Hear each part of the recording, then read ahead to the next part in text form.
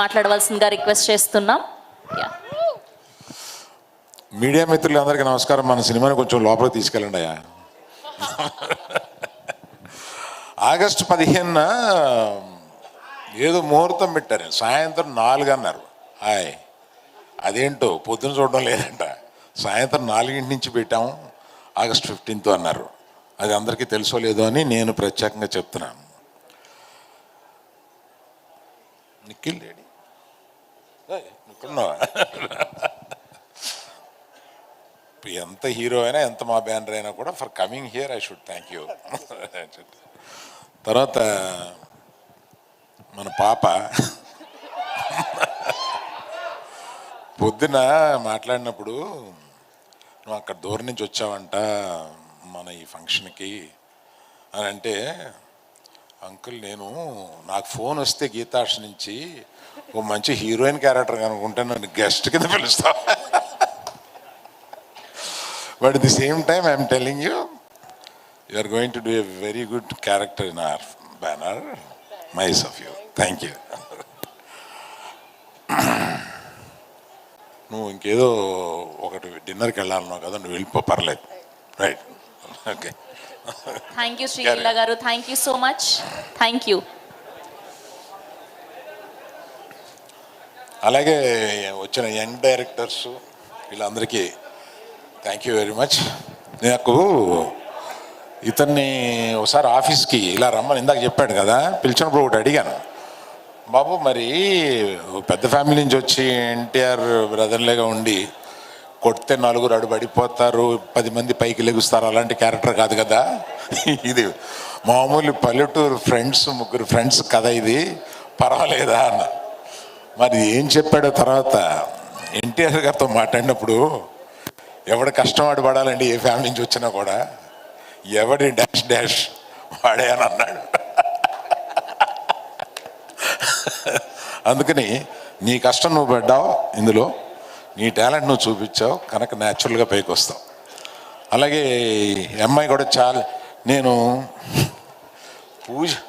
పూజలో చూసి అమ్మాయిని, పూజలో సరిగ్గా డ్రెస్ అయ్యి రాలేదు, వాసుని పిలిచి నాకు చూపించిన అమ్మాయి ఏంటి, ఈ అమ్మాయిని మార్చేసేవా అన్నా. లేదు సార్, అదే అమ్మాయి సరిగ్గా డ్రెస్ అవ్వకుండా వచ్చింది. She has done extremely well in the film. చాలా బాగా చేశాం రియల్లీ. చానాళ్ళ తర్వాత వినోద్ గారు ఒక మంచి క్యారెక్టర్లో, అంటే మొత్తం వాళ్ళందరూ కష్టపడితే సినిమా నేను పట్టుకుపోయాడు లాస్ట్లో. So I'm very thankful for you for coming. And చాలామందికి ఇలాగే పేరున చెప్పాలి, కానీ ప్రత్యేకంగా హీరో కాకుండా చెప్పాల్సిన వాళ్ళు వీళ్ళిద్దరు ఉన్నారు. రెండే మీరు అంటే సినిమా సక్సెస్ అవుద్ది, మళ్ళీ సక్సెస్ మీట్ ఏదో పెట్టి మళ్ళీ పోతాడు వాసు, ఇదంతా మామూలే.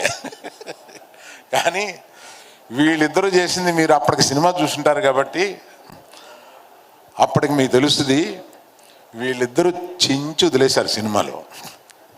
అంటే మామూలుగా చేయలేదు వీళ్ళు, ఇంత యాక్టర్లు ఏమైపోయారు వీళ్ళు అని అనిపించేంతగా అంత బాగా చేశారు. సినిమాని ఎత్తి నిలబెట్టడానికి one of the main reasons వీళ్ళు. అలాగే రామ్ మిర్యాల గారు ఉన్నారు, వీళ్ళ పేరు తెలీదు. సో వారు, సో థ్యాంక్ యూ ఆల్.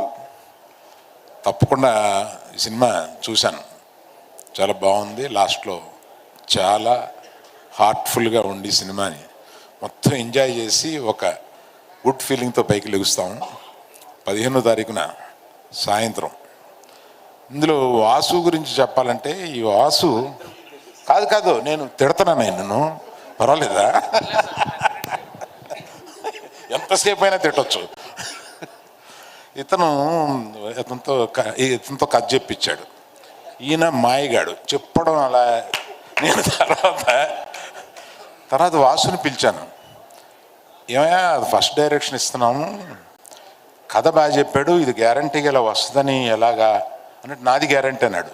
ఏం పెట్టావో నువ్వు వాసుకి? నాది గ్యారంటీ ఏంటి, 10 కోట్ల గ్యారంటీ ఎవడిస్తాడా? నాది గ్యారంటీ అన్నాడు. కానీ రషెస్ చూసిన తర్వాత నీ గ్యారంటీ అర్థమైందా? కాకపోతే నువ్వు ఫస్ట్లో బడ్జెట్ చెప్పేటప్పుడు, బడ్జెట్లో మెయిన్ సార్ వర్షం కాని టైంలో తీస్తున్నాం, వర్షానికి 1 crore అని ఇచ్చాడు, అంతకన్నా ఎక్కువ ఖర్చు పెట్టాడు.